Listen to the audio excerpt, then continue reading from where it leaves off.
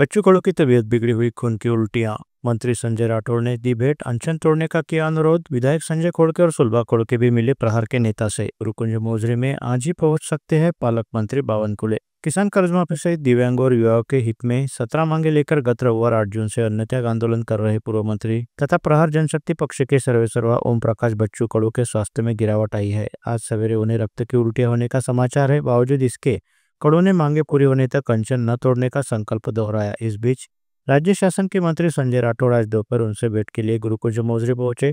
उसी प्रकार राकापा के प्रदेश महासचिव विधायक संजय खोड़के, विधायिका सुलभाताई खोड़के, इन्होंने भी बच्चू कडू से भेंट की, उनसे अनशन तोड़ने का अनुरोध किया।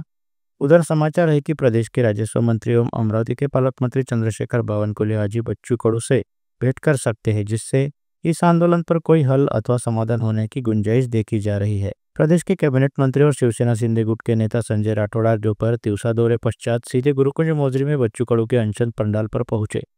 कडू से भूख हड़ताल त्यागने का अनुरोध किया। उनके साथ शिवसेना जिला प्रमुख अरुण पडोले, ज्ञानेश्वर दाने पाटिल, प्रवीण विद्याते आदि भी थे। राज्य सरकार की ओर से अनशन पंडाल पहुंचे पहले व्यक्ति संजय राठौड़ है। उन्होंने शासन की तरफ से प्रहार नेता बच्चू कडू से अनुरोध किया है।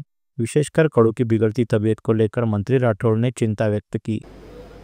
मी बच्चू भाऊला म्हटलं की आपण रस्त्यावरचे आहोत, कधी लोकांच्या प्रश्नासाठी आंदोलनं उठाव सातत्यानं केलेला आहे आणि उपोषणाच्या माध्यमातून आज प्रकृती तुमची 6 दिवसामध्ये ज्या पद्धतीनं खालावली आहे, प्रशासन शासनाचं लक्ष आहे।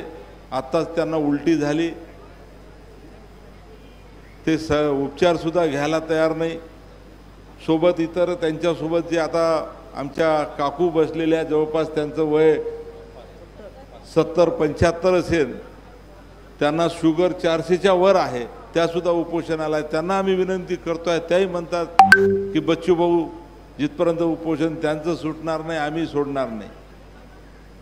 तर ह्या संदर्भात मी एवढंच या ठिकाणी बच्चू भाऊला विनंती करतोय की राज्याचे मुख्यमंत्री सन्माननीय देवेंद्रजी फडणवीस साहेब, उपमुख्यमंत्री आमचे नेते सन्माननीय एकनाथरावजी शिंदे साहेब, दुसरे उपमुख्यमंत्री सन्माननीय अजितदादा पवार साहेब यांच्याकडे भाऊ हा विषय आजच आता इथून उठल्यानंतर त्यांच्यासोबत मी बोलणार आहे आणि दर मंगळवारी कॅबिनेट सुद्धा राहणार आहे। विशेष सूची कॅबिनेटमध्ये राहते, तुम्ही सुद्धा मंत्री राहिलेले आहेत आणि मी तुम्हाला एक मात्र या ठिकाणी सांगतो की या मंगळवारला विशेष सूचीमध्ये विषय असो नसो, परंतु तुम्ही ज्या पद्धतीने या ठिकाणी हे विषय घेऊन त्या ठिकाणी उपोषण करतात, या सर्व विषयावर राज्याच्या सर्व मुख्यमंत्र्यापासून सर्व मंत्रिमंडळातल्या सर्व सहकाऱ्यांसोबत चीफ सेक्रेटरी पासून सर्व प्रधान सचिवांसोबत एक एक मुद्द्यावर आम्ही त्या ठिकाणी चर्चा करू आणि तातडीनं या संदर्भात निर्णय घ्या, अशा पद्धतीचा एक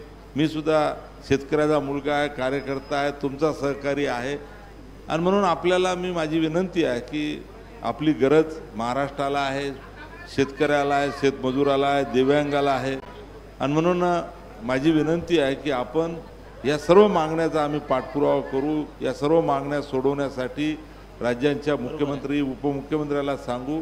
माझी आपल्याला विनंती आहे की आपण हे उपोषण मागे घ्यावं आणि आपल्या सहकार्यांनाही सांगावं, अशी माझी आपल्याला विनंती आहे। संजय भाऊंना जे सहानुभूती दाखवली त्यांचा आम्ही आदर करतो, पण ते शेतकऱ्यासोबत, मजुरासोबत, दिव्यांगासोबत विश्वासघात आम्ही करू शकत नाही। संजय भाऊ, मी पहिले सांगितलं, एक तर निर्णय घ्या, नाहीतर आमची अंत्ययात्रा काढण्याची इथून व्यवस्था करा। दोनपैकी एक काही केलं तरी आम्हाला मान्य आहे। आम्ही कर्तव्यात कुठेही कसूर करणार नाही। सरकारनं सरकारचं कर्तव्य करावं। दिव्यांगासाठी पैसे नसून सरकार जोड आणि शेतकऱ्यासाठी रोज मरते, ते किमान रोज 15 ते 20 शेतकरी आत्महत्या करते। त्यासाठी निर्णय झाला पाहिजे, एवढंच अपेक्षा आहे। तुम्ही जर जाऊन तिथं बोलले, भेटले, काही निर्णय झाला ठोस, आमचं उपोषण सोडण्याच्या प्रयत्नापेक्षा तुम्ही तिकडे प्रयत्न करणार आहे, आम्हाला विश्वास आहे, तो प्रयत्न करावा बस।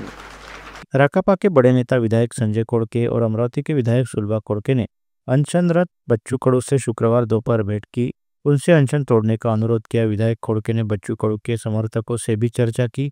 राकापा के राष्ट्रीय अध्यक्ष तथा उप मुख्यमंत्री अजित पवार ने भी कडू की तबीयत के बारे में पूछताछ की। उन्होंने ऐसा लड़ाकू नेता अमरावती के जिले को चाहिए, इस शब्दों में प्रतिक्रिया देकर कडू से अनशन खत्म करने की अपील की है। होतील, आपल्या तब्येतीमध्ये कॉम्प्लिकेशन होतील, शेवटी वेगवेगळे पक्षाचे वेगवेगळे विचार असते, परंतु माणूस जो असते, जो लढणारा माणूस असते, त्या लढणारा माणसाचं अस्तित्व कुठेही असलं तरी ते प्रमुख अस्तित्व जिवंत असणं हे आपल्यासाठी गरजेचं आहे।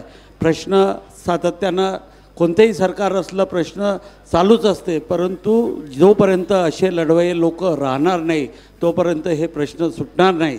आणि अमरावतीकरांचं आपलं सर्वांचं भाग्य आहे की आपल्याला असा लढवय्या नेता आपल्या जिल्ह्यामध्ये आहे की जो पूर्ण राज्याचं लक्ष आपल्याकडे ओढून घेतलेलं आहे आणि त्यांनी जे आंदोलन केलं आहे याचा 100% आपल्याला शेतकऱ्यांना त्याचा लाभ भेटणार आहे, याच्यात कुठलंही दुमत नाही। कारण की काली आता मी इकडे येताना अजितदादांशी बोलूनच आलो होतो की मी बच्चूभाऊच्या भेटीला जाणार आहे आणि त्यांनी आज हा जो विनंतीला मान ठेवून आज त्यांनी पाणी श्रवण केलेलं आहे।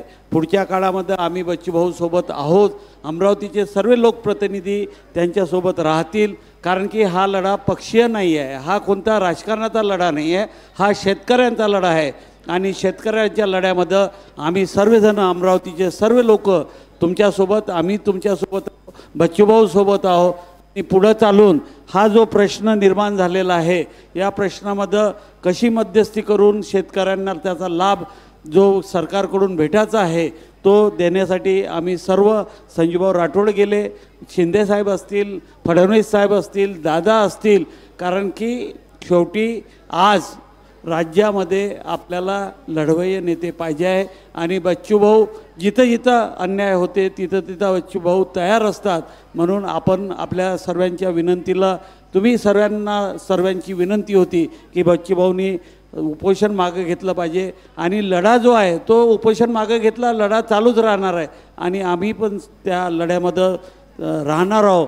बच्चूभाऊसोबत बाकीचे जे कोणी उपोषणाला बसले होते त्या सर्वांचं मी आभार मानतो आणि बच्चूभाऊचा सुद्धा आभार मानतो की त्यांनी सर्वांची विनंती मान्य केली आणि या पुढच्या काळामध्ये जिथं जिथं बच्चूभाऊ आम्हाला बोलावतील तिथं त्यांच्यासोबत राहू एवढंच बोलतो। आणि आजचा जो त्यांनी विड्रॉ केलं त्याबद्दल त्यांचं सर्वांचं आणि तुमच्या सर्वांचं, ज्या शेतकऱ्यांनी मोठ्या प्रमाणात इथे येऊन आपला पाठिंबा बच्चूभाऊंना दाखवला है त्या सर्वांचा आभार मानतो आणि माझे 2 शब्द संपवतो। धन्यवाद।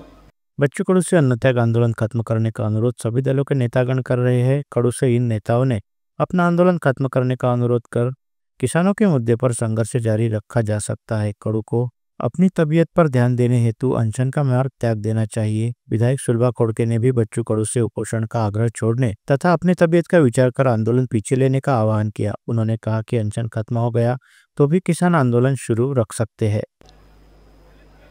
सन्माननीय बच्चूभाऊ कडू यांनी शेतकऱ्यांसाठी जे अन्नत्याग आंदोलन या ठिकाणी चालू केलं आहे, कारण आमच्या विदर्भातले शेतकऱ्यांचे प्रश्न अनेक आहेत। विदर्भ हा मागासलेला आहे आणि विदर्भातले मागासलेल्या शेतकऱ्यांचे प्रश्न मांडण्यासाठी विधानसभेमध्ये, विधान परिषदेमध्ये आपण लोकप्रतिनिधी म्हणून पाठवता आणि त्याला न्याय मिळवून देण्यासाठी खऱ्या अर्थाने लोकप्रतिनिधी काम करत असतात। बच्चूभाऊंनी गेल्या 15 वर्षामध्ये 20 वर्षामध्ये विधानसभेमध्ये प्रश्न मांडून त्या ठिकाणी शेतकऱ्याला न्याय देण्याचं काम केलेलं आहे। परंतु बच्चूभाऊंना मी एवढंच सांगू इच्छिते की महायुतीचं सरकार आहे, या ठिकाणी 3-4 पक्षाचं सरकार असताना निर्णय घ्यायला वेळ लागतो, परंतु शेतकऱ्यांचा 7-12 कोरा झालाच पाहिजे, शेतकऱ्याला न्याय मिळालाच पाहिजे, हा सुद्धा महत्त्वाचा विषय या ठिकाणी आहे।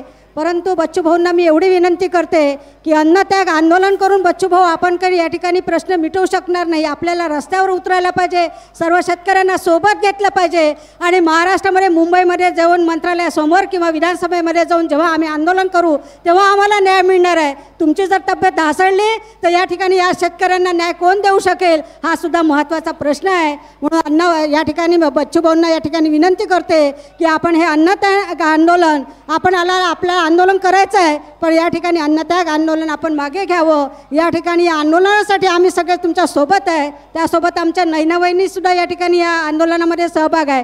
त्यासोबत असलेले त्यांचे भाऊ आहे आणि सगळ्यात महत्त्वाचा मुलगा आहे. युवकांना या ठिकाणी असणाऱ्या देवाला मी विनंती करते, तुला तर आता सुरुवात झाली आहे, म्हणून तू सुद्धा या अन्नत्याग आंदोलनापेक्षा या ठिकाणी शेतकऱ्यांसाठी आपण या ठिकाणी आंदोलन कसं उभं करता येईल, शेतकऱ्यांना कसं न्याय देता येईल, यासाठी आपण प्रयत्न केला पाहिजे. अन्नत्याग आंदोलन तू सोड. या ठिकाणी बच्चू भाऊचं अन्नत्याग आंदोलन आम्ही या ठिकाणी सोडवण्यासाठी आम्ही प्रयत्न करतो आहे. शासनाकडे सुद्धा या ठिकाणी प्रश्न मांडणार आहे आणि निश्चितच शेतकऱ्याला न्याय देण्यासाठी आम्ही सगळे सोबत आहे. आज या ठिकाणी मी आपल्याला सांगू इच्छिते की बच्चू भाऊ सोबत आम्ही आहेत आणि निश्चितच आपल्या प्रश्नाला न्याय मिळाल्याशिवाय राहणार नाही, एवढं या ठिकाणी आपल्याला सांगू इच्छिते. आणि या ठिकाणी विनंती करते बच्चू भाऊंना की आपण अन्नत्याग आंदोलन हे मागे घ्यावं, परंतु आंदोलन हे आपलं चालू राहील अशी या ठिकाणी आशा व्यक्त करते. धन्यवाद. प्रदेश के राजस्व मंत्री और अमरावती के पालक मंत्री चंद्रशेखर बावनकुले ने फोन से प्रहार नेता बच्चू कडू से बात की. आज वे कडू से मिलने आ सकते हैं. बताया जाता है कि बावनकुले की भाषा पर कडू ने नाराजगी व्यक्त की थी, जिससे आज बावनकुले अनशन पंडाल पर पहुंचकर कडू से मिलेंगे. इस दौरान कोई समाधान निकलेगा क्या, इस पर सबकी निगाहें टिकी है. इसी बीच नांगापेट टोल नाके पर अमरावती नागपुर हाईवे पर कुछ गुरुवार को रास्ता रोको भी किया गया, जिसमें आंदोलनकर्ताओं को नांगापेट पुलिस ने ताबे में लिया तथा मुंबई पुलिस धारा की 27(1) और 3(1) का उल्लंघन करने के आरोप में उन पर अपराध दर्ज किया है. इसी बीच बच्चू कडू के आंदोलन की दखल न लेने और उनकी बिगड़ती तबीयत पर प्रहार के वरुण के पदाधिकारी ने विष प्राशन कर आत्महत्या करने का प्रयत्न किया, जिनका नाम अजय चौधरी बताया जाता है. प्रहार के वरुण तहसील संपर्क प्रमुख अजय चौधरी को निजी अस्पताल में भर्ती कराया गया है.